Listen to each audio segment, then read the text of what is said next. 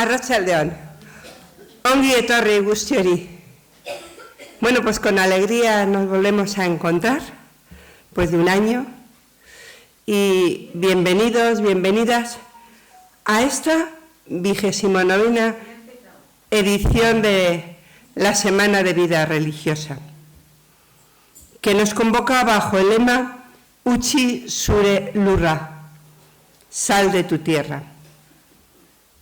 La profecía de caminar juntos en un proyecto compartido. Como podéis ver, este año, al pensar la Junta de Confer en la Semana de Vida Religiosa, pues la enmarcamos en el proceso sinodal que estamos viviendo en la Iglesia. Y estos días lo que queremos es compartir y reflexionar sobre nuestras vivencias y experiencias de sinodalidad, de salir de nuestros rincones de bienestar, de seguridad, para encontrarnos con otros, con otras y caminar juntos en la construcción del reino. Como habéis visto en el programa, desde el año pasado, la Semana de Vida Religiosa la organizamos, la preparamos, la pensamos juntos el IDTP de la diócesis, el Centro Loyola que nos acoge y Confer. Pues por lo tanto veis que es un espacio de reflexión y de encuentro de los laicos, de los religiosos, las religiosas que formamos la Iglesia de Vizcaya. Esta tarde Margarita Saldaña va a tener una ponencia de fundamentación sobre caminar juntos en la misión. Mañana nos adentraremos en caminar juntos con otros carismas, con otras formas de vida, con otros ministerios, acercándonos a experiencias de intercongregacionalidad y de integración en la vida diocesana. Y el jueves lo dedicaremos a caminar juntos con la entera familia humana, dejándonos interpelar por la sociedad, desde el campo de la economía y la ecología, la política y el feminismo. Bueno, pues que estos 3 días nos sirvan para conocernos un poco más, encontrarnos. A la entrada ya muchos nos ha dado alegría de ver caras amigas y de sentir pues que vivimos la misión compartida en esta Iglesia de Vizcaya, ¿no? Buenas tardes, ongi etorri. Bueno, pues cuando preparábamos, ¿verdad?, estas jornadas, este espacio compartido, pensábamos en quién nos podía inspirar este momento, este primer día, y qué mejor compañera de camino, Margarita Saldaña. Así que con gusto le presento y pongo, le damos la palabra, ¿no? Y sobre todo, pues, agradecerte de verdad tu disponibilidad y sumarte a este espacio, ¿no?, de caminar juntas y juntos. Margarita Saldaña es de Madrid. Es laica, consagrada, pertenece a la familia espiritual de Carlos de Foucauld y desde hace varios años pues, es parte del equipo que investiga la figura de este santo, ¿no?, que tanto también nos inspira y nos ha dado. Es periodista, ¿verdad?, licenciada en periodismo y en teología dogmática.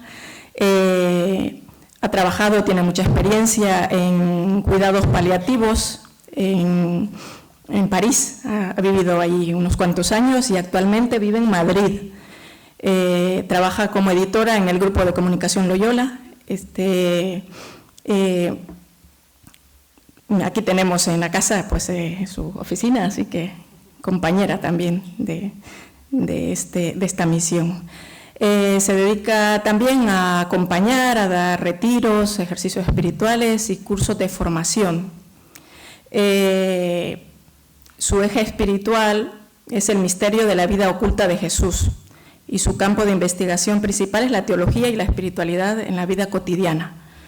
Es colaboradora de diferentes revistas de teología y de espiritualidad y habéis visto a la entrada, es autora de diferentes libros, tiene varias publicaciones, entre ellas podéis ver al final, o algunas ya conocéis, como Rutina Habitada, Vida Oculta de Jesús y Cotidianidad Creyente, de Salterre, Cuidar, Relato de una Aventura, también en 2019 con PPC, Tierra de Dios, Una Espiritualidad para la Vida Cotidiana, un libro que a mí me encantó mucho, San José, Los Ojos de las Entrañas, esa figura tan oculta y que tanto también nos ha aportado, ¿no?, para este ejercicio de las nuevas masculinidades, ¿no? El hermano inacabado, también en Salterre, La mujer del perfume, reciente, en San Pablo, de 2022. Y este año tenemos la suerte de estar rezando también con sus comentarios el Evangelio Diario, que también se edita en Mensajero. Así que gracias por, como digo, acoger esta invitación y desde el equipo, desde ya, muchas gracias por inspirarnos, como digo, en desde tu experiencia, este camino, ¿no?, de una misión compartida.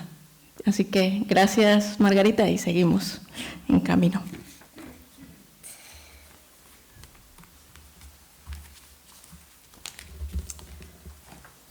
Eskerrik asko. Empiezo por ahí porque es lo único que sé decir en euskera. Muchas gracias realmente por esta invitación que me habéis hecho desde Confer Bilbao y desde Arrupetxea.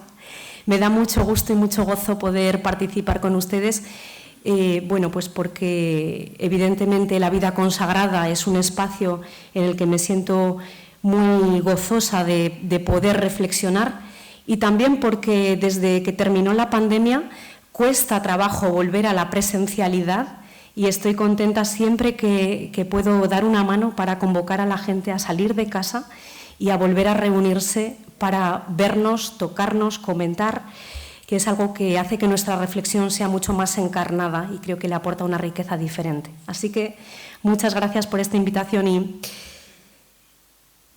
el lema que tienen ustedes para estas jornadas, la profecía de caminar juntos en un proyecto compartido, me ha parecido que era un tema muy, muy amplio, ¿no? De repente me pasaban muchos términos, ¿no?, sobre los que profundizar, y términos de gran densidad, ¿no? El primero de ellos, caminar, nos remite, me parece, a la vida consagrada desde una perspectiva dinámica. Este ya es un primer elemento, ¿no? Hoy, como siempre, es tiempo de caminar. No es hora de quedarnos en reflexiones ni en especulaciones, en ideas. No es hora tampoco de refugiarnos en nuestros cansancios y en nuestros decrecimientos, aunque estén ahí. Tenemos que analizar, claro que sí, la realidad actual de nuestras instituciones. Tenemos que imaginar nuevos futuros a partir de la tradición heredada y contando con el peso del presente. Pero la reflexión y el análisis no pueden actuar como un freno a la vida, algo que en ocasiones me parece que sucede, ¿verdad? Me parece que como nuestros fundadores, que dieron muchos pasos hacia adelante sin tenerlo todo claro, y como tantas generaciones de hermanas y de hermanos que nos han precedido, ¿verdad?, y que han ido avanzando a tientas en medio de dificultades de toda índole, pues también para nosotras hoy, aquí, es tiempo de avanzar, es tiempo de caminar. Y tal vez más que en otras épocas somos conscientes hoy de que tenemos que caminar juntas, juntos, ¿no? Y bueno, cuando yo pensaba en esta ponencia me daba cuenta de que muchas veces esta convicción de la necesidad de caminar juntas muchas veces no encuentra sus raíces, me parece, en una opción muy determinada, ¿no?, en una convicción muy firme, sino más bien en una constatación dolorosa. Y es que la vida consagrada, por lo menos en Europa, atraviesa desde hace décadas un proceso de decrecimiento. Parece que solamente con mirar un poquito si miráis así, hacia los lados, nos damos cuenta, ¿verdad? Bueno, decrecemos en número, porque cada vez somos menos, cada vez hay más muerte de hermanas y de hermanos, hay salidas, hay envejecimiento, hay poca llegada de vocaciones, por lo tanto, un decrecimiento numérico. Decrecemos también en capacidad apostólica para gestionar proyectos, somos menos, entonces toca cerrar obras, toca reestructurar estructuras de gobierno. Y también decrecemos a veces en la capacidad interna que tenemos de acompañar la vida, ¿no? Tal como lo hemos hecho pues siempre, y particularmente de acompañar la vida más vulnerable de hermanas y hermanos mayores, dependientes. Se producen a veces colapsos comunitarios y personas muy desgastadas por ese acompañamiento cotidiano, y tenemos que recurrir también cada vez más frecuentemente pues, a servicios de otras personas, ¿no? De terceros. Adaptar casas, adaptar enfermerías, contratar personal. Bueno, una realidad me parece que conocemos todas y todos, ¿no? Y en principio el decrecimiento es una realidad dolorosa porque recorta posibilidades y mengua fuerzas, ¿no? Hay que partir de la realidad. Pero si vamos al fondo de ese decrecimiento y entramos en una lectura pascual, que me parece que es la que corresponde en cuanto creyentes, pues quizá podamos descubrir que este decrecimiento alberga la invitación, la llamada a recorrer el camino juntos. Y por eso decía que no partimos de una constatación gozosa ni de una convicción a priori, sino que es la misma realidad la que nos impulsa, por nuestra falta de fuerzas a veces, a caminar con otros. La pérdida nos abre entonces a un hallazgo, y es que no poder caminar solos no significa en absoluto no poder caminar, renunciar a caminar, sino que más bien se trata de aprender a ir con otros, con otras, a imaginar cómo fortalecernos mutuamente y cómo paliar nuestras debilidades. En el fondo, es hora de soñar proyectos comunes. Y aquí aparece el tercer término de vuestro lema, y es que estos proyectos comunes, este caminar juntas y juntos, ha de ser para la misión, porque se trata de caminar para la vida del mundo. A veces nos quedamos encerradas en esta sensación de crecimiento que nos introduce en una especie de espiral de queja, cuando estamos llamadas, fuimos llamadas y llamados, y lo seguiremos hasta el final de nuestra vida y también de nuestra vida institucional, para la vida del mundo. Allí donde nuestros cansancios y nuestras vejeces nos invitarían quizá a replegarnos sobre nosotras, sobre nuestros dolores, enfermedades, crisis, cierres, etc., me parece que el Espíritu continúa llamándonos a abrir bien los ojos y a detectar el hambre y la sed que tiene nuestro mundo, para buscar entonces respuestas creativas. Y después estas jornadas tienen también por ahí un término que pulula, que es el término profecía. Y me gustaría que nos detuviéramos después también en él, porque creo que en una cultura como la nuestra, marcada por el individualismo exacerbado y por la exaltación de la imagen, el hecho de decidirnos a caminar humildemente juntos, sobrellevando nuestra debilidad y animando nuestra esperanza, es una imagen realmente profética. Me parece que aún no hemos ido bien a explorar esa dimensión de denuncia valiente y de anuncio gozoso que encierra nuestra pequeñez cuando somos capaces de acogerla para vivirla de cara a Dios y de cara a los demás. Lo que me propusieron a mí fue una ponencia de fundamentación, y me pareció bonito ir a buscar en la Escritura algunos caminos bíblicos que pueden inspirarnos en este proceso de caminar juntos para la misión, ¿no? Voy a tratar entonces, en un primer momento, de escrutar la sabiduría de algunos caminos bíblicos que desde antaño inspiran el caminar de la humanidad, la travesía del pueblo creyente, y que pienso que pueden transformarse hoy para la vida consagrada también en itinerarios de identificación, de análisis crítico y de renovada esperanza. Y el primero de estos caminos... no sale por aquí. Yo había puesto unas citas, pero no salen. Bueno, no pasa nada.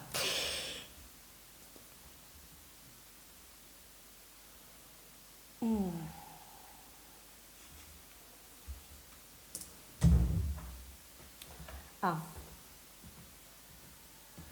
ver, espera. A lo mejor me he traído el PowerPoint de una versión precedente. Posible, ¿eh? No pasa nada. Esto forma parte... A ver, si lo tengo aquí.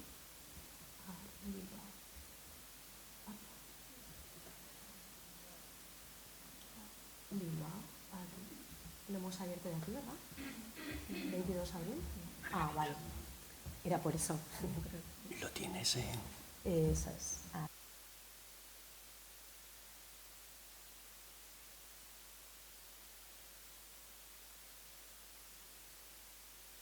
Sí, sí. Gracias. Ahora sí. El camino, no hubiera pasado nada, porque de esto hablamos. El primer camino bíblico que a mí me inspira y que os propongo es el camino de la diversidad reconciliada. A partir de esta cita tan bonita de Isaías, el lobo vivirá con el cordero, la pantera se echará con el cabrito, novillo y león pacerán juntos y un muchacho será su pastor. La vaca pastará con el oso, sus crías se echarán juntas, el león comerá paja como el buey, jugará el lactante junto a la cueva del áspid, el niño hurgará en el agujero de la víbora y nadie hará daños ni estragos en todo mi monte santo. Quizá nunca como ahora habíamos tenido tan presente la necesidad de integrar la diversidad. En nuestras calles, no hace falta más que salir, y en los medios de comunicación, también en nuestras comunidades, que cada vez son más multiculturales, pues nos damos cuenta de que hay una diversidad que hace unos cuantos años no conocíamos. Yo tengo 50 años y recuerdo perfectamente la primera vez que vi a una persona de color en donde yo vivía. Me acuerdo de que cuando yo era pequeña, la cabalgata de los Reyes Magos tenían que pintar a un señor de negro porque no había ningún africano en el entorno. No han pasado tantos años desde entonces. Me parece que esto nos habla de esta diversidad que más que nunca pues, se ha convertido en nuestro modo de vida, ¿no? Diversidad cultural, lingüística, familiar, cuántas formas, ¿no? Cuántas estructuras diversas y variadas de familia, diversidad religiosa, diversidad funcional, diversidad sexual. La diferencia es un lugar de oportunidad y de enriquecimiento, lo sabemos, pero muchas veces la vivimos como amenaza. De ahí que yo proponga como camino la diversidad reconciliada, ¿no? Isaías creo que nos abre un camino de esperanza que no queda desplazado a un futuro escatológico desconectado del presente, sino que representa una invitación, y por eso lo traemos, a ponernos en marcha aquí y ahora. Porque los corderos y los cabritos, las panteras y los lobos, incluso los niños y las víboras, están llamados a avanzar hacia una comunión que nace de la diversidad. Y en el interior me parece que de cada persona, de cada uno de los que estamos aquí, pero también de nuestras instituciones, se encuentran al mismo tiempo el lobo y el cordero. Y lo sabemos, ¿no? Entonces, una primera condición para la sinodalidad creo que es permitir que la diferencia vaya resonando en nosotros como oportunidad de reconciliación y de comunión. Y atrevernos entonces a abandonar la tendencia a la uniformidad que no deja nunca de acecharnos, porque nos da seguridad, una falsa seguridad, pero seguridad. No será fácil el camino, porque el camino de acoger la diferencia y de vivir la alteridad en clave positiva nos trae muchos roces y muchas puestas en cuestión personales, pero no queda otro camino.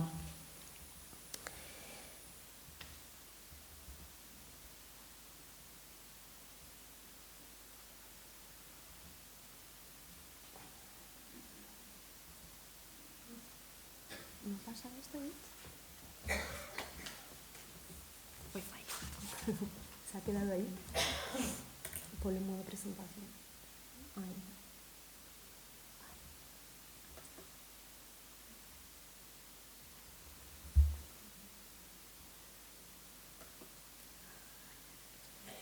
Es este, mira.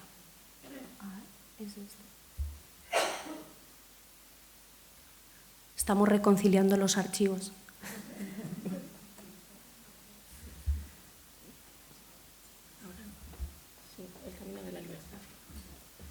No, ese no es tampoco.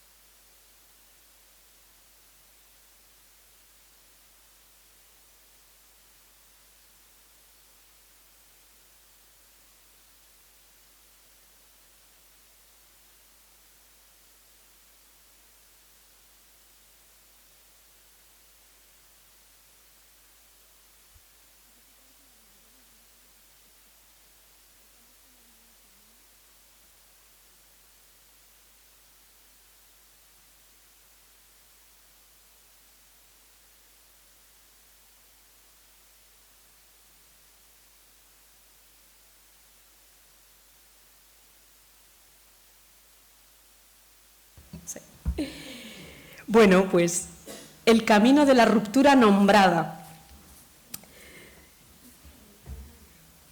Yahvé Dios, sí, llamó al hombre y le dijo: ¿dónde estás? Este contestó: te oí andar por el jardín y tuve miedo porque estoy desnudo y por eso me escondí. Bueno, hace ya décadas que la Iglesia ha abandonado el modelo de los estados de perfección. ¿Se acuerdan ustedes? Se deben de acordar bastantes de las que están aquí, de aquel modelo, ¿verdad? Gracias a la eclesiología del Vaticano II y particularmente de la Constitución Dogmática Lumen Gentium, pues hemos vuelto a recuperar poco a poco el bautismo como sacramento fontal, ¿verdad? La fuente de todas las vocaciones y de todas las misiones en la Iglesia. Y ahora sabemos, estamos ya convencidos también como consagrados, que ninguna forma de vida es en sí misma mejor o peor, más o menos que otra. Es decir, que la santidad, y nos lo recordaba la oración del Padre Arrupe, pues la santidad es una llamada universal para todos los creyentes. Todo esto lo tenemos muy claro en teoría, ¿no? Y una consecuencia de esta visión eclesiológica, entonces, es que los consagrados ya no creemos que estamos de primera y que seguimos más de cerca a Jesucristo. ¿Les suena esto, no? Que seguimos más de cerca a Jesucristo. Bueno, pues ahora más humildemente pensamos y sentimos que por el hecho de profesar unos votos o por seguir un género de vida minoritario y particular, no seguimos más de cerca, sino de una manera diferente, ¿verdad? ¿Quién sigue más de cerca al Señor? Pues sigue más de cerca al Señor aquella persona que se toma más en serio su Evangelio, que más trabaja por su reino y sobre todo que más apuesta en ese mandamiento del amor, que es el mandamiento número 1, ¿no? Ese secreto que el Señor nos ha regalado para construir una humanidad mejor. Y esto, francamente, puede vivirlo cualquier persona, se encuentre donde se encuentre. Yo me atrevería a decir incluso fuera de las fronteras de la Iglesia. Para caminar en sinodalidad en la vida consagrada, necesitamos, creo, contactar profundamente con esta realidad de no ser mejores que nadie. Este juntos, va aparejado con la certeza de que no somos mejores y que en nuestra vida cotidiana se producen muchas rupturas, a veces graves, cuya única esperanza consiste en que las reconozcamos y que las vivamos cara a Dios nombrándolas. El pecado, un poco como nos muestran los relatos de los orígenes, pone de manifiesto nuestra desnudez, ¿no? Lo que podemos llegar a ser. A mí me gusta decir que el pecado nos causa un frío mortal. El pecado nos hiela el alma, ¿no? Por eso estaba desnudo y nos incita a escondernos. Creo que la conciencia de la ruptura es un lugar sanador y salvador en la medida que reconocemos que ahí donde hemos caído, pues Dios está siempre dispuesto a encontrarnos. Quizá Dios no tenga una voluntad preestablecida para que hagamos esto, lo otro o lo siguiente, sino que allí donde vamos encontrándonos por las circunstancias de la vida y por las opciones que hacemos, su amor es infinitamente creativo y siempre es capaz de retomar con nosotros el diálogo que interrumpimos, ¿no? Yo creo que entonces, en esta clave de la sinodalidad, es hora de atrevernos a nombrar sin miedo las rupturas que se producen en nuestra propia vida personal, pero también en la vida de nuestras comunidades y de nuestras instituciones. Estamos viviendo un momento particularmente doloroso en la Iglesia, que es, me parece, de gran escándalo, ¿no? Esta ruptura de la Iglesia con el mundo representada en los abusos sexuales. Solamente en la medida que podemos nombrar y hacer frente con verdad a lo que se nos ha roto, se abre un camino de humildad que nos reenvía a lo que somos y también un camino de credibilidad y de esperanza. El camino de la fe oscura. Empezamos con Abraham, sal de tu tierra. El ángel le dijo a Abraham, no alargues la mano contra el niño ni le hagas nada, que ahora ya sé que temes a Dios porque no me has negado a tu hijo, tu único. Más allá de la historicidad de este relato, la narración de Abraham nos habla de un modo de hacer camino que no esquiva la oscuridad de la fe y que asume la posibilidad de ir hasta el límite de la entrega sin pruebas y sin garantías. La respuesta de Abraham sabemos que es una respuesta totalizante, heme aquí, ¿no? Y esta respuesta va a llevarle a Abraham a asumir la posibilidad muy real de un sacrificio.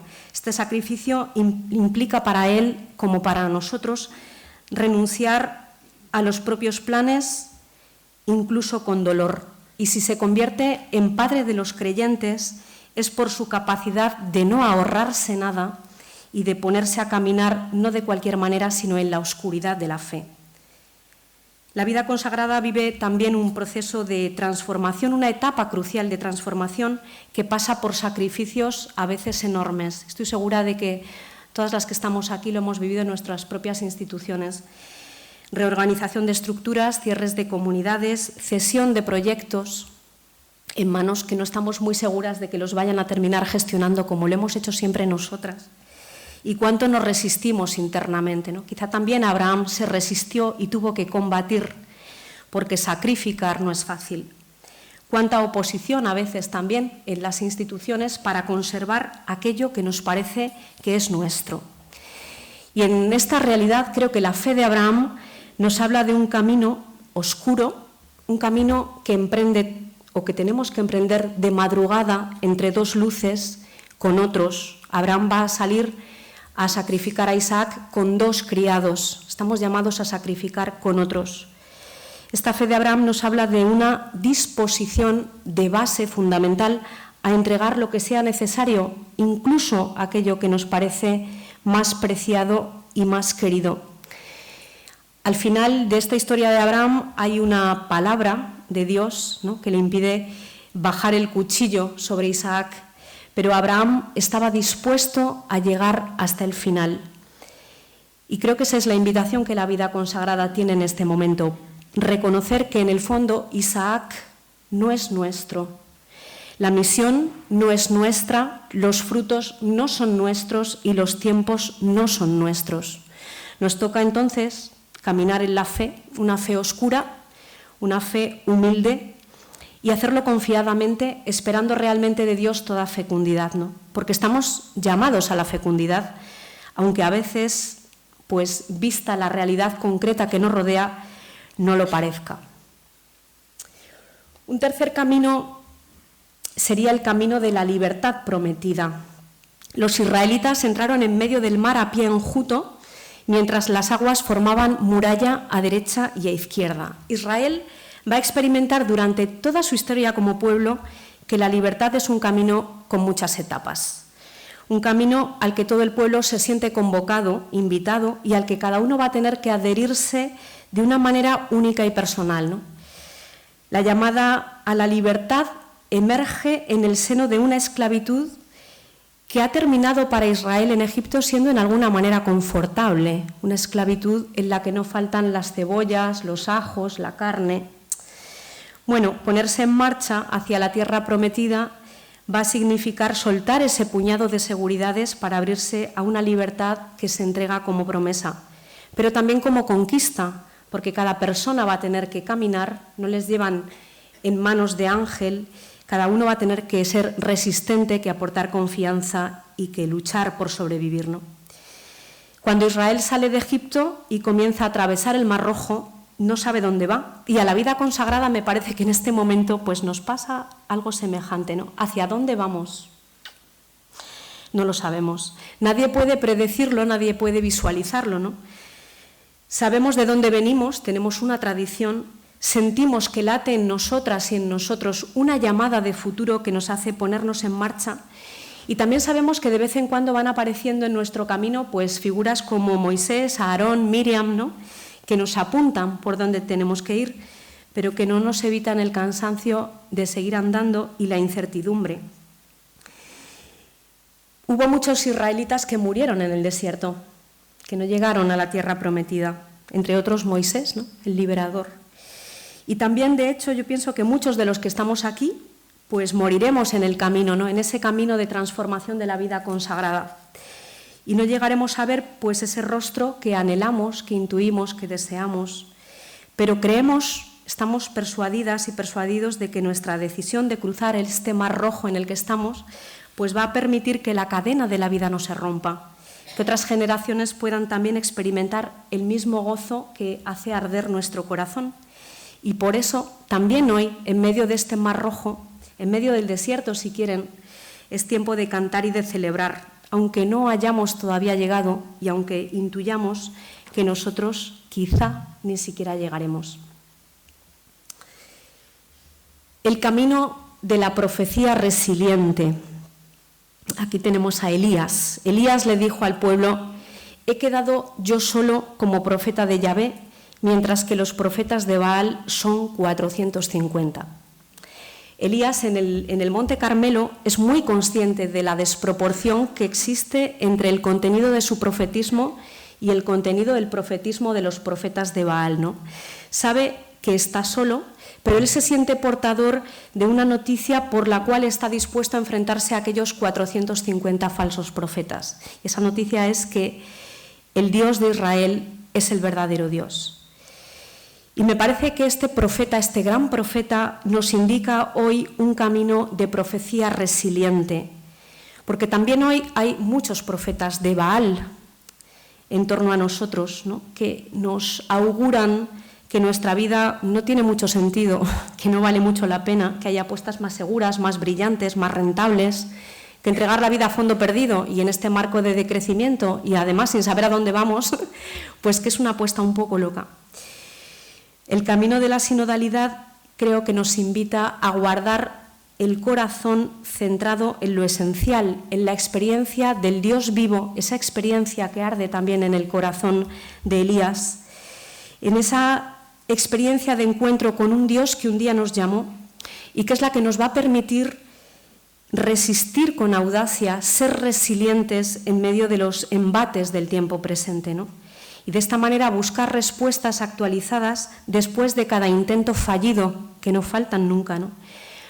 En ese deseo, ¿no?, de fecundidad, porque de lo que se trata es de levantar nuestra voz profética contra todo aquello que supone una agresión para la dignidad humana, ¿no? Y ahí pues podemos poner cada una y cada uno aquello que esté como más dentro de nuestro carisma, pues migrantes, mujeres, trabajadores, personas al principio y al final de la vida. Estamos llamados a resistir en la profecía, una profecía humilde, pero habitada por la experiencia del Dios vivo. Nuestros predecesores en la fe, entonces, estos personajes bíblicos, creo que nos abren caminos que nos inspiran, ¿no?, en este deseo de caminar juntos en la misión. Vamos a dar un paso más ahora, adentrándonos en las páginas del Nuevo Testamento, para escuchar a dónde nos llevan esos caminos, hacia dónde estamos como impulsados o guiados a dirigirnos en este momento de nuestra vida consagrada, hacia qué lugares, prioridades y sobre todo hacia qué personas. Fíjense que el primer lugar que yo les propongo es Belén, una vida consagrada que va hacia Belén. Cuando los ángeles se fueron al cielo, los pastores se decían unos a otros: vayamos hasta Belén y veamos lo que ha sucedido y el Señor nos ha manifestado. Y fueron a toda prisa y encontraron a María y a José y al niño acostado en el pesebre. Bueno, estamos acostumbradas a ver esto en Navidad y nos parece muy bonito, pero tiene una fuerza profética y una densidad que si nos adentramos en ese camino, la vida nos tiembla, ¿no? Belén, la casa del pan, es el primer lugar de la convocatoria cristiana. Hacia ahí es hacia donde tienen que ir María y José en camino, en una caravana, pues con otras muchas personas seguramente, ¿verdad? Por razón de un censo. Una ruta larga, incómoda, peligrosa, por eso van con otros. Una ruta a pie, no olvidemos que esta borriquita tan bonita nos la han regalado los evangelios apócrifos, pero que los evangelios canónicos no conocen ninguna borriquita. Tuvieron que caminar José y María para ir a Belén. Y Belén también es lugar de convocatoria para los pastores, que van a ir juntos, acuérdense, en mitad de la noche, para verificar el anuncio que un ángel les ha hecho precisamente a ellos, que son los excluidos de la comunidad, porque ejercen un oficio que no les permite cumplir correctamente la ley. Yo creo que la vida consagrada en su propia raíz también está llamada hoy a orientar una y otra vez los pasos hacia Belén, porque es ahí, precisamente ahí, en medio de los pañales que limitan, que huelen mal, los pañales. Es ahí donde Dios nos revela su solidaridad extrema y su manera de hacer camino con nosotros. En Belén, Dios nos indica que nuestras prioridades tienen que ser seleccionadas sin miedo, precisamente desde abajo. Y ese desde abajo va a tener muchos rostros. Puede ser nuestra propia fragilidad, puede ser la fragilidad de nuestras instituciones o también aquella de las personas con las que compartimos la vida, la misión, los proyectos. Belén nos revela que la misión arranca siempre de lo pequeño y que integra, como integró y convocó a los pastores, integra aquello que no cuenta a los ojos del mundo y particularmente a aquellos que no cuentan a los ojos del mundo. Belén de esta manera se convierte en casa del pan, es decir, en un lugar profundamente eucarístico que nos sacia, ¿no?, en nuestra necesidad de relación y de sentido. Una vida consagrada llamada también a caminar hacia Nazaret. Bajó con ellos y vino a Nazaret y vivía sujeto a ellos. Dice Lucas que hizo Jesús, ¿no?, al final de su peregrinación al templo cuando tenía 12 años. Y ahí en Nazaret, fíjense que Jesús va a vivir la mayor parte de su vida terrena. El 90% de su existencia humana, Jesús lo vive en Nazaret, ¿no? 30 años sobre 33, 90%. No sé si se han dado cuenta alguna vez de este dato, que es sobrecogedor. 90% de la existencia humana del Verbo encarnado sumido en una cotidianidad como la nuestra. Bueno, pues en Nazaret no sucede nada espectacular. El Hijo de Dios va a crecer como todos. Va a ser niño, va a ser adolescente, va a ser adulto, va a aprender a descubrir el rostro del Padre, va a discernir su misión y todo eso necesita tiempo, el reposo del tiempo, ¿no? En esa cotidianidad del Hijo, que es la nuestra y que es la nuestra cuando van menguando también las fuerzas y no podemos hacer nada espectacular, como en Nazaret, que no sucedió nada espectacular, pues ahí Jesús va redimiendo la vida humana, la cotidianidad de toda inercia, ¿no?, por medio de una presencia, la suya, que va a inundarlo todo. Y por eso Nazaret, como Belén, va a representar para la vida consagrada hoy un lugar privilegiado de convocatoria. Ir a Nazaret significa reconocer realmente que en nuestra carne personal e institucional, pues hay un latido fuerte y claro de dejar que la misión sea todo en nuestra vida, aunque las tareas se transformen, incluso a veces desaparezcan, ¿no?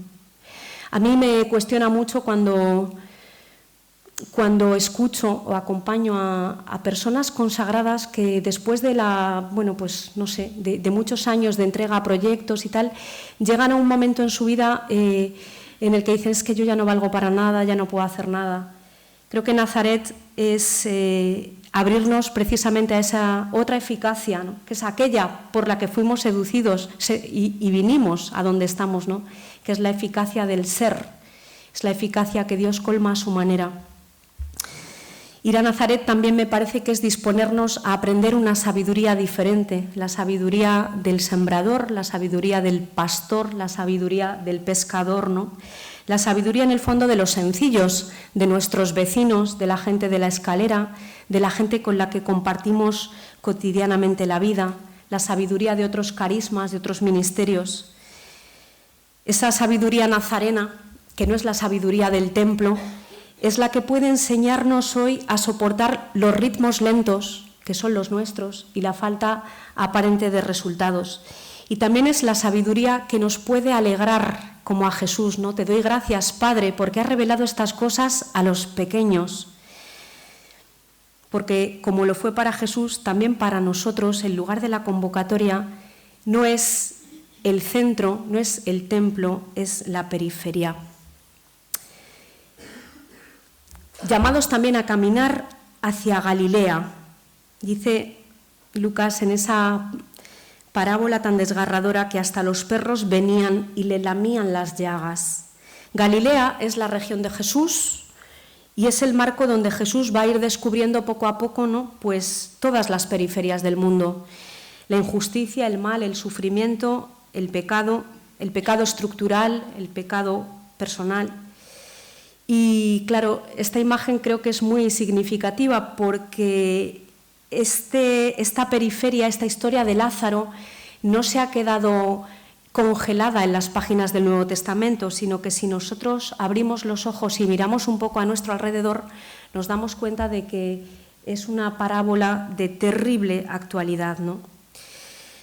Nuestra vida también está habitada pues, por muchos Lázaros que yacen en las cunetas y muchas veces no encuentran más que a los perros para lamerles las llagas, ¿no? A veces yo me pregunto, nosotros, ¿no?, que hemos hecho un compromiso particular de pobreza, ¿dónde nos situamos en esta escena que describe el evangelista Lucas, pero también pues, las redes sociales, los medios de comunicación y pues, la realidad más sangrante de nuestras ciudades, ¿no? Y me pregunto si muchas veces no estaremos más bien sentados confortablemente a la mesa con este rico, disfrutando de nuestro festín material y espiritual en el que no nos falta nada, ¿no? Reconozcámoslo. Por ejemplo, yo pienso, ¿no?, mientras tantas comunidades cristianas viven sin sacerdote, ¿cómo vivo yo si alguna vez me falta la misa? Hay comunidades que se hacen un drama cuando no puede venir un día el capellán. Yo sé que a ustedes no les pasa, ¿eh? Yo todo lo que pueda decir sé que a ustedes no les pasa, pero les pasarán otras cosas. ¿Cómo vivo yo, no? O cuando hay tanta gente en el mundo que muere sin saber que ha tenido un cáncer porque sencillamente no tiene acceso a los cuidados básicos, ¿cómo reacciono yo cuando me toca esperar 2 meses en la seguridad social para que me den un diagnóstico o para que me den una cita, ¿no? ¿Cómo reacciono yo? Pues ¿por qué hablo de esto? Porque la sinodalidad, si la aterrizamos, vemos que nos lleva a caminar juntos dejándonos tocar también en nuestra propia carne. No es un proceso que se pasa en nuestra cabeza, muy bonito, sino caminar dejándonos tocar en nuestra propia carne por la suerte de los últimos, por aquellos que yacen en las periferias, ¿no?, en la periferia de Galilea. Sinodalidad quiere decir combatir las causas de la pobreza con denuedo, sin aflojar, sin cejar, pero también vivir solidariamente con los últimos nuestra propia pobreza, ¿no?, cuando nos toca, resistiendo, diría, a esa tentación que creo que a veces acecha mucho a la vida consagrada, que es la queja, una especie de queja y el catastrofismo, ¿no? Quizá nos tengamos que hacer más conscientes de que pues, nuestros dolores y sufrimientos de cada día, en el marco del dolor y el sufrimiento del mundo, terminan no siendo gran cosa, ¿no? Pues quizá desde esa perspectiva podamos caminar juntos de una manera más realista, ¿no?, más humilde. Hacia Jerusalén somos llamadas a ir. Tomó otra vez a los 12 Jesús y comenzó a decirles lo que iba a suceder. Mirad que subimos a Jerusalén y el Hijo del Hombre será entregado a los sumos sacerdotes y los escribas. Le condenarán a muerte, le entregarán a los gentiles, se burlarán de él, le escupirán, le azotarán, le matarán y a los 3 días le resucitará. Vamos, que como dice el refrán, el que avisa no es traidor. Jesús anuncia por 3 veces la pasión, ¿no? Lo que le espera, lo anuncia por 3 veces a sus amigos y de esta manera les da la posibilidad de cambiar de proyecto, les deja la libertad y muchos van a hacerlo, muchos van a abandonar. Jesús avisa, no les oculta que el destino final es la vida abundante, al 3er día resucitará, pero tampoco les esconde que para llegar a este destino final habrá que atravesar primero un camino que subían a Jerusalén, un camino que atraviesa la entrega, la condena, la burla, el escarnio y la propia muerte. Si contemplamos también nuestra vida consagrada con un poco de detenimiento, ¿no?, a la luz de lo que acabamos de vivir también en la Pascua, pues quizá comprenderemos mejor que nuestro panorama actual, lo que nos toca vivir hoy, está inscrito en ese destino de vida compartida con el Señor, ¿no?, en ese destino pascual. Vamos avanzando hacia la vida, lo creemos, y vamos encontrando en nuestro camino muchos signos ya de esa vida. Encontramos muchos cirineos que nos ayudan a llevar nuestras cruces, encontramos Verónicas que se atreven a saltar esa línea de soldados, de varones, para enjugar las lágrimas de un condenado a muerte y que encuentra con sorpresa que el rostro queda grabado, ¿no? Nosotras también encontramos muchas Verónicas en nuestro camino. Pero fijaos que la vida consagrada, que tradicionalmente ha actuado como cirineo y como Verónica a través de muchos servicios, ¿no?, a los que nos han enviado pues nuestros propios carismas, hoy tiene que aprender a dejarse ayudar y a dejarse enjugar el rostro. Y esto no es tan fácil, porque nos resulta mucho más sencillo ser agentes de cuidado que dejarnos cuidar. Mucho más fácil. Me parece que subir con Jesús a Jerusalén hoy nos invita como vida consagrada a hacer un doble movimiento. Uno, que es continuar saliendo de nosotros mismos constantemente hacia el sufrimiento de los demás, aliándonos con otras personas del signo que sean, del color que sean, del partido político si quieren que sean, personas de buena voluntad que buscan el reino, porque aquí se trata de dar vida al reino, y dejando también que el sufrimiento de la gente pues nos toque, ¿no?, como veíamos. Este es el primer movimiento, salir constantemente de mi propio amor, querer e interés, ¿no?, como dice Ignacio. Pero en segundo lugar, también creo que subir con Jesús hacia Jerusalén hoy supone ir como profundizando en esa disposición humilde a ocupar con serenidad, incluso con alegría, ese lugar más pasivo del que necesita hacerse ayudar por muchas razones. Y digo que pues esto no es tan sencillo y que a veces desistir, ¿no?, como aflojar, dejarse hacer cuesta. ¿Y cuánto nos cuesta dejarnos cuidar, no? Pues subir hacia Jerusalén quizás sea también pedir la gracia de ese despojo vivido con sentido. Y un camino finalmente hacia Emaús. ¿No ardía nuestro corazón cuando nos hablaba en el camino y nos explicaba las Escrituras? En toda vida hay caminos marcados pues por el regreso, por la vuelta, ¿no? Vamos de vuelta, ¿no?, por el sentimiento de fracaso, por la decepción, y también la vida de la primera comunidad cristiana pasó por ahí, ¿no?, por esa experiencia de que tras la muerte de Jesús el futuro parece que se desmoronaba y los proyectos que habían ido concibiendo de un mesianismo glorioso pues se quedaban hechos añicos, ¿no? Los de Emaús vuelven, pero primero van, y van deshechos. Y van juntos, y por eso traigo este icono, porque van juntos. Y mientras van marchando, fíjense qué bonito, van conversando, van poniendo nombre a su tristeza, pero también guardan un resquicio de apertura que les permite integrar en ese binomio que podía haber quedado cerrado sobre su propio dolor, permite integrar a un tercero que va a ser nada menos que el Señor resucitado, ¿no? Y es ahí donde Jesús va a empezar a hacer arder su corazón. Y fíjense de qué manera, no porque Jesús niegue lo que ellos han vivido y la realidad dolorosa de la que vienen, sino porque les explica el sentido más profundo de eso que han vivido. Otra vez volvemos a aquello de nombrar la ruptura. Estamos en tiempo de nombrar, ¿no?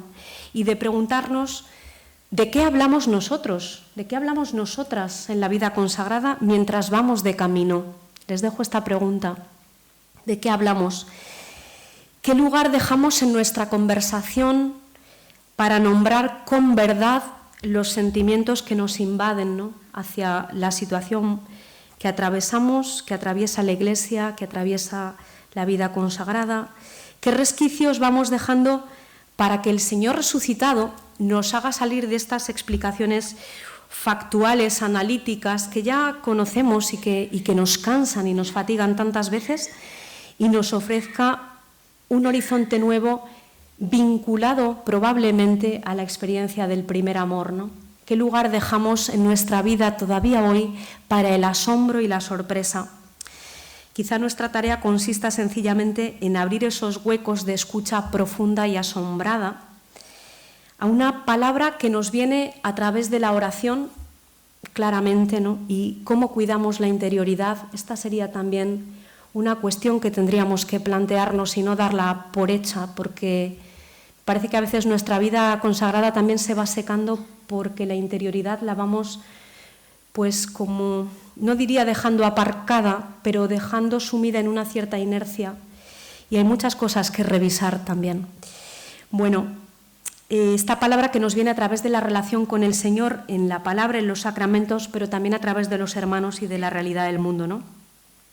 Y a partir de ese encuentro renovado con la palabra, pues ver cómo nos levantamos de nuevo y volvemos a Jerusalén. ¿Para qué? No para quedarnos en Jerusalén, sino para dejarnos enviar nuevamente allí donde el Espíritu nos necesite, ¿no? Este dejarnos enviar va a ser ponernos en camino con unas disposiciones entonces precisas. ¿Cómo caminar? Pues para terminar, algunas pistas, ¿no?, sobre este cómo. Hemos visto caminos que inspiran, hemos visto hacia dónde nos pueden conducir esos caminos. Ahora vamos a ver cómo caminar, con qué disposiciones. La primera, la que me parece fundamental hoy, es con cuidado. Con cuidado. Se puso a lavar los pies de los discípulos y a secarlos con la toalla con que estaba ceñido. El maestro, fíjense qué bonito esto, no solamente se levanta de la mesa, se quita el manto, toma una toalla, se la ciñe, echa agua en un lebrillo y lava los pies a sus amigos, sino que además Juan dice que les secó los pies. Este es un detalle como de un cuidado exquisito, ¿no? Antiguamente, en el día del lavatorio de los pies, yo recuerdo haber visto que el sacerdote, cuando lavaba los pies, los lavaba, los secaba y los besaba. Este año yo tuve la gracia de vivir este lavatorio de pies en una comunidad cisterciense, donde el gesto del lavatorio lo hace la abadesa y no el sacerdote, y también ella va lavando, secando y besando los pies. Bueno, este gesto me habla de un cuidado exquisito que necesitamos como vida consagrada. ¿Por qué? Porque yo tengo la impresión muchas veces, la sensación mejor, de que vivimos en un mundo donde el descuido campa a sus anchas, ¿no? Un mundo descuidado, si quieren, poniendo un guión.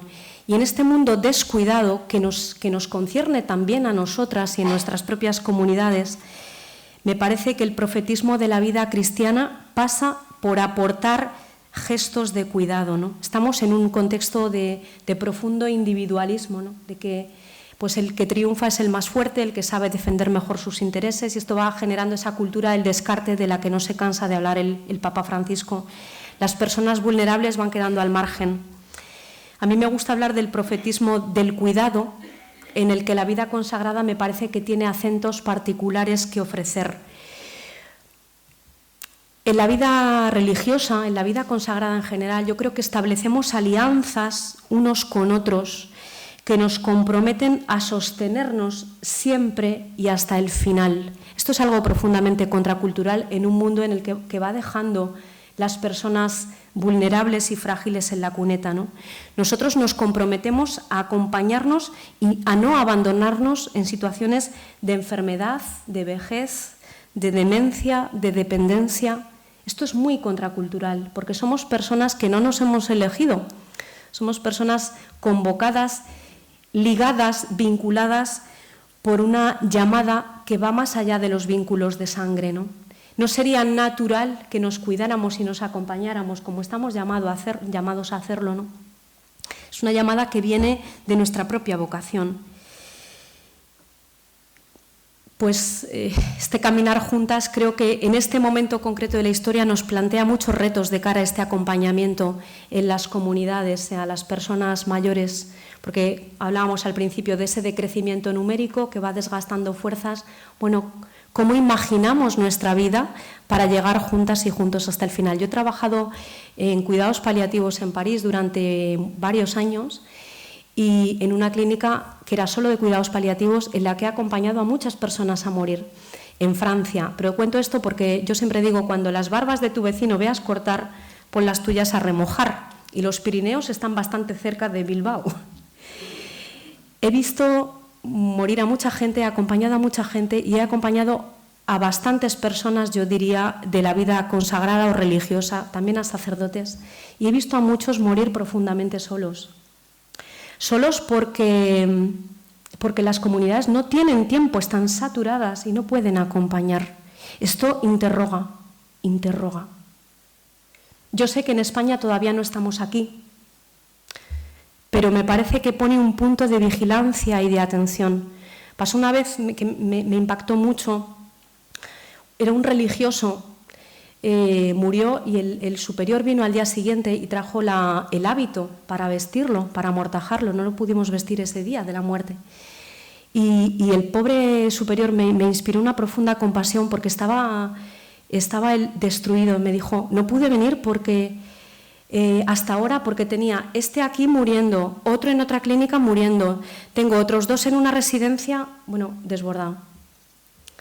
Pues esto sucede. Bueno, pues un signo del profetismo de la vida religiosa yo creo que tiene que ver con este cuidado que aprendamos juntos, no sé, que demanda mucha creatividad, a ver cómo desarrollamos, ¿no? Otro signo tendría que ser también nuestra manera de acercarnos a tocar las heridas del mundo. ¿Cómo tocamos nosotros a nuestro mundo herido? Pues ojalá que sepamos transmitir algo de esa firmeza restauradora y reintegradora de las manos de Jesús. Y también cómo tocamos las heridas del planeta, ¿no? Pues quizá tengamos que aprender a hacer opciones más decididas por estilos de vida menos basados en el consumo. Nosotros no somos muy consumistas en general en la vida religiosa, pero también menos basados en el ahorro. A veces sí que esto del ahorro nos toca. Y quizá hacer opciones por la sostenibilidad del planeta nos tenga que vincular a proyectos en los que nuestros dineros también están implicados. Otra disposición sería para mí la prontitud determinada. En aquellos días se levantó María y se fue con prontitud a la región montañosa, a una ciudad de Judá. El amor de Cristo nos apremia, dice Pablo, y por eso no nos podemos conformar ni con lo que ya sabemos, ni con lo que hemos hecho siempre, ni con la impresión de que no sabemos a dónde vamos y entonces para qué nos vamos a poner en camino, ¿no? En medio de la oscuridad y de la incertidumbre, sinodalidad significa caminar juntos con prontitud y determinadamente, es decir, ya, aquí, ahora, hoy, solo por hoy, como dicen los alcohólicos anónimos, pero sin saltar por encima del hoy, ¿no? Y esta prontitud no tiene nada que ver con el estrés apostólico, ni con el agobio, ni con la precipitación de querer hacer cada vez más, sino quizá con la prontitud interior de quien se dispone a hacer lo que está humildemente a su alcance y a dejarse hacer, ¿no? El Espíritu tal vez nos esté llamando a aprender a hacer menos y a dejar que en nuestro interior vaya emergiendo, como digo, esa llamada primera, ¿no?, de por qué estamos aquí, pues por lo que estamos llamados a ser y a ser juntos y por lo tanto a aliarnos a hacer lo que todavía podemos con otras personas. Ya no llegamos solos. Esta es la buena noticia, que podemos seguir caminando pero con otros. con prontitud determinada y consintiendo, ¿no? María dio a luz a su hijo primogénito, lo envolvió en pañales, le acostó en un pesebre porque no tenían sitio en el alojamiento. Antes hemos visto que la sinodalidad orienta nuestros pasos hacia Belén, pero también podemos ver que para recorrer ese camino estamos llamados a consentir profundamente y desde la entraña aquello que significa Belén. Consentir es asumir libremente el destino que nos aguarda cuando queremos seguir de cerca a Jesús.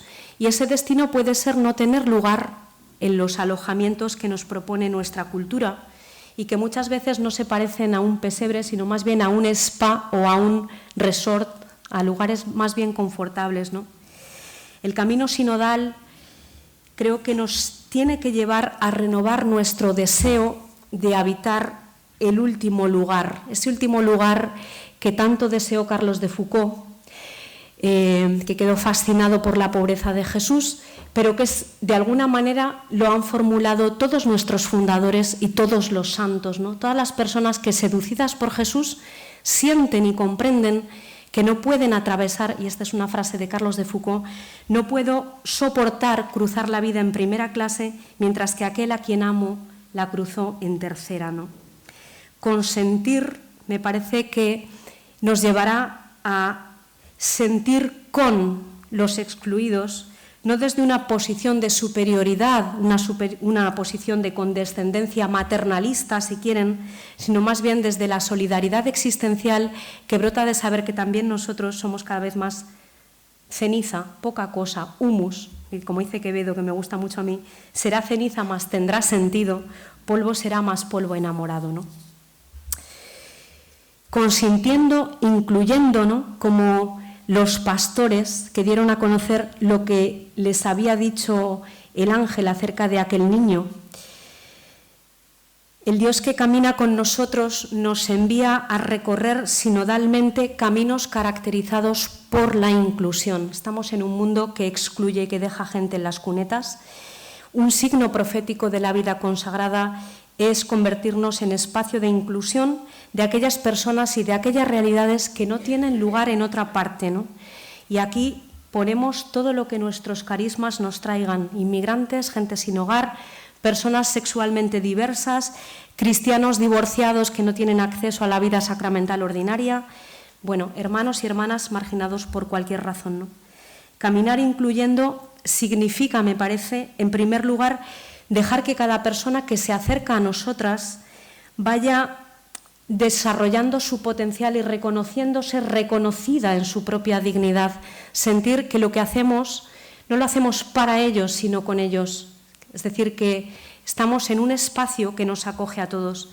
Y también este caminar juntos en sinodalidad, incluyendo, tendrá que llevarnos a profundizar en redes cada vez más anchas y más flexibles, en las que seguramente los intereses de nuestro pequeño grupo quedarán relativizados para poder hacer hueco a las intuiciones, a las necesidades y a los proyectos de otros, incluso aunque no tengan el matiz religioso que han tenido y que quizá nos gustaría pues seguir conservando.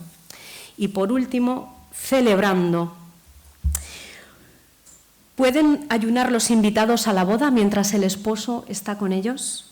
Y el esposo está con nosotras. El esposo está con nosotros. No es tiempo de ayunar, es tiempo de caminar con entusiasmo, un entusiasmo realista, pero entusiasmo, fíjense, que remite al hecho de estar llenos de Dios. El Señor está con nosotros, caminemos con gozo y con agradecimiento por tanta vida recibida, ¿no? A mí me gusta siempre decir que no hay pan, no hay evangelio sin pan, no hay evangelio sin palabra, pero tampoco hay evangelio sin perfume, sin danza y sin fiesta, ¿no? La vida consagrada no puede dejar de celebrar y de alegrarse, porque sabe que si sigue existiendo es únicamente en la experiencia de que Dios está y de que Dios camina con nosotras, con nosotros, con su pueblo, con esta humanidad que ama con locura y nos va acompañando, conduciendo, dando horizonte de esperanza y de sentido. Creo que ningún signo puede ser más elocuente hoy en día como signo propio de la vida consagrada que esta alegría, la alegría difícil porque brota de la conciencia de la realidad. La alegría, si quieren, pascual, que no tiene nada que ver con el optimismo fácil, que surge de la certeza de que pase lo que pase, Dios está con nosotras. Por lo tanto, si recapitulamos ya muy brevemente, podemos decir que es tiempo de caminar juntas en la misión, juntos en la misión, recorriendo caminos bíblicos que nos inspiran para vivir, pues como hemos visto, la diversidad reconciliada, para nombrar rupturas, para avanzar hacia la libertad prometida asumiendo la oscuridad de la fe, para mantenernos también en la profecía resiliente, sabiendo que somos sencillamente instrumentos de una palabra que nos supera y nos desborda, ¿no? Es también hora de caminar juntos en la misión, dirigiendo nuestros pasos hacia Belén, hacia la insignificancia de Belén, hacia Nazaret y su aparente banalidad, hacia Galilea y todas las periferias que siguen clamando una respuesta, hacia Jerusalén, en sinodalidad y en solidaridad con todos los que sufren el peso de la injusticia, y hacia Emaús para que el resucitado pueda restaurar nuestros sueños rotos y enviarnos de nuevo, ¿no? Y es hora de caminar con el cuidado que Dios nos prodiga sin cesar, ¿no? Y que nos hace existir con prontitud y con ligereza, porque el amor de Cristo nos mete prisa.